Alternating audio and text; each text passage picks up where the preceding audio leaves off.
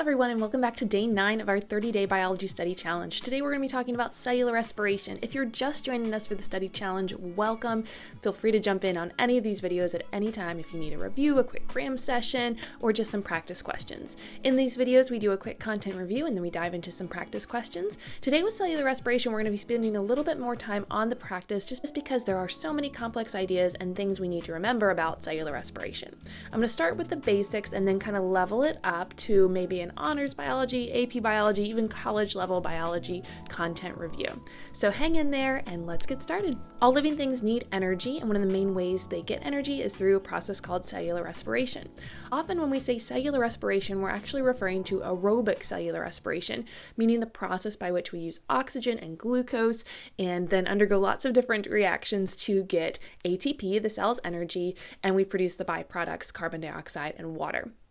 If we think about this on an organismal level, this is happening across our body in trillions of cells, but the glucose we get from consuming, so we take in food, we digest it, and we get glucose from the food that we eat, and oxygen we inhale, and then throughout our cells, we're going to generate carbon dioxide as a byproduct. So we exhale that excess carbon dioxide, and then we exhale water vapor as well, and that comes from cellular respiration too. Now the ATP we don't really exhale, we use that in our cells for things like active transport and other processes that require energy. But cellular respiration takes place anywhere there's mitochondria, so virtually all eukaryotic organisms that have mitochondria are going to use this type of energy pathway. Now even organisms that perform photosynthesis, like plants, will also have mitochondria because they'll take those products from photosynthesis and then they'll go into our cellular respiration reactions. Now if we look at our equation, our summary equation for cellular respiration, it's glucose and oxygen yield, water, carbon dioxide, and ATP. Again, this is the unbalanced version of that equation. And then if we look at the reverse, we see that photosynthesis, which we covered in yesterday's video, looks very similar to the cellular respiration equation because, in fact, the inputs of one are the outputs of another. Virtually. We're not going to talk about sunlight too much here. So we see that in cellular respiration, we need oxygen and glucose, which is produced from photosynthesis, and then as a byproduct, carbon dioxide and water are generated in cellular respiration. The energy that's generated in cellular respiration doesn't go back into photosynthesis. It's sunlight energy that's captured for photosynthesis, and then that process can feed cellular respiration. So let's level it up a little bit and talk about these three main parts of cellular respiration. Now, if you want a cool way to review, I like this mnemonic, going crazy can offer purpose, which stands for glycolysis, Krebs cycle, and oxidative phosphorylation. Krebs cycle is also the citric acid cycle. You may have learned it either way or both ways, but I like this little mnemonic here to remember all the individual parts. Now, glycolysis is the first part. It occurs in the cytosol, so outside the mitochondria, and then we're going to be in the mitochondrial matrix where the citric acid cycle occurs. Finally, we have oxidative phosphorylation in our electron transport chain, and that's across an intermitochondrial membrane because we have to establish a proton gradient to get ATP synthase working. And remember, oxygen is our final electron acceptor at the end of all of those pathways. Now, if you are in a biology class and you're not going as deep as all of this when you're learning about cellular respiration, that's totally fine. You can skip to the end, you can skip to the practice questions, or you can just come back and review this when you get to another higher level biology class. But it's important to remember that when we learn in maybe middle school that mitochondria is the powerhouse of the cell, this is what we're talking about, all of these different steps and pathways. But remember, just overall, cellular respiration metabolizes organic molecules, so it's breaking those down for energy, and then it's returning carbon dioxide to the atmosphere, and then photosynthesis removes carbon dioxide, reduces CO2, and then fixes that carbon into our organic molecules, eventually glucose. Okay, so like I said, we're going to do something a little bit different for our practice here. The practice is going to get a little involved and talk about all the specific steps and products of cellular respiration. So if you feel like you haven't studied it yet or you're not exactly sure what I'm talking about, that's okay. We're going to start with a simple fill in the blank activity, then do some flashcards, and finally end with some practice questions. So feel free to bounce around to whatever you think is the most beneficial for you, and all of these will help with your active studying strategies.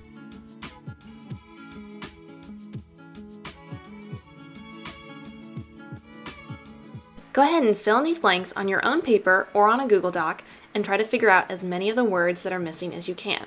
We'll go over it in a moment. If you need to pause the video, go ahead and do that too.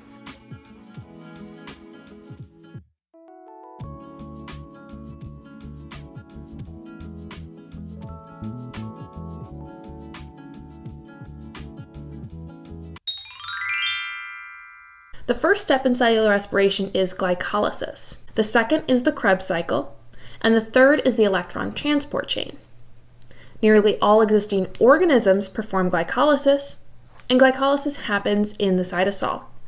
All of these things provide us with justifications that glycolysis first occurred in a common ancestor of nearly all living organisms. Let's keep going.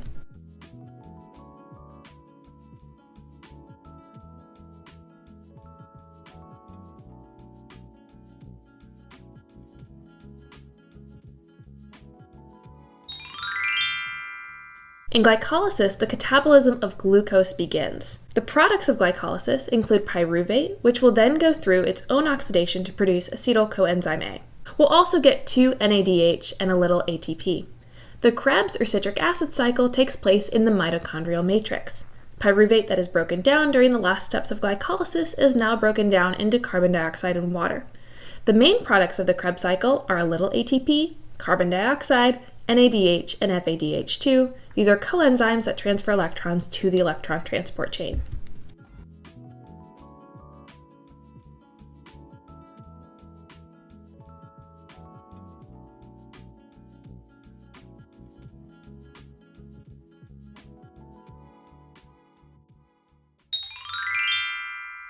The final steps are the electron transport chain and oxidative phosphorylation.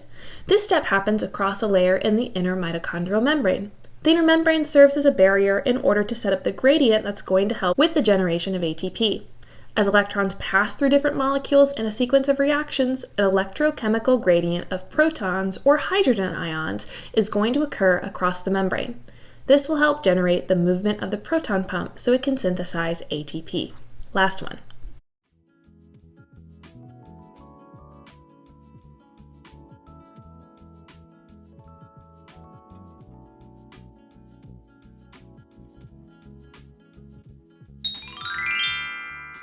Oxygen is the final electron acceptor in the electron transport chain. A flow of protons through membrane-bound ATP synthase provides energy for the oxidative phosphorylation of ADP to ATP.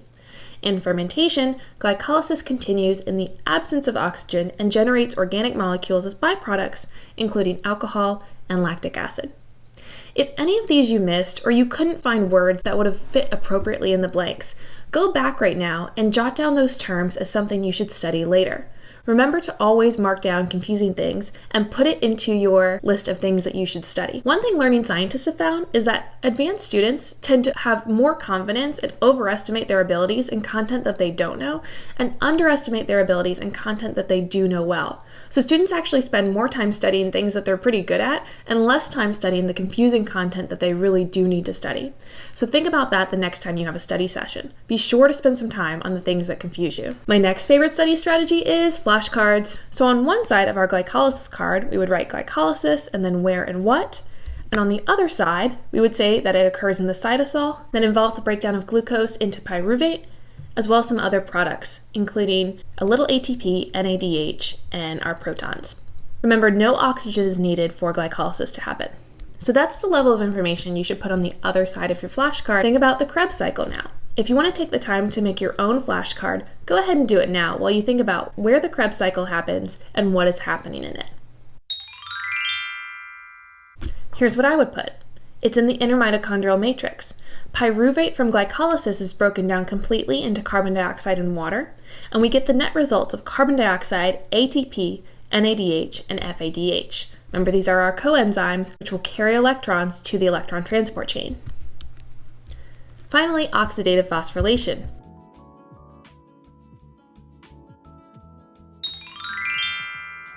This will happen in the inner mitochondrial membrane, generating ATP via ATP synthase. Our net results are a lot of ATP, and the oxygen that is used as a final electron acceptor will generate water. So I have a few quick questions here. These are just open-ended, and see which ones you can answer using your brain, with a resource, or you're totally confused on. Go ahead and answer them.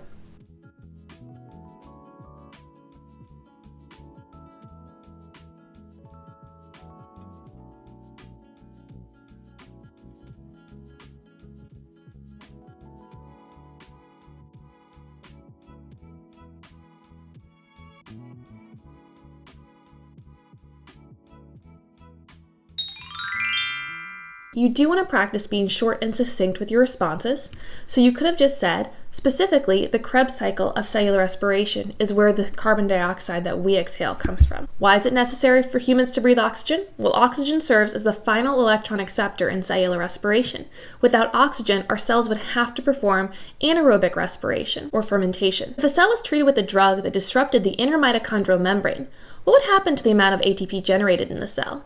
Well, this is where our electron transport chain lives, along the inner mitochondrial membrane. Without that membrane, we wouldn't be able to establish a proton gradient to generate the movement of our ATP synthase. This would result in no synthesis of ATP, and a lot less ATP we would get out of this particular process.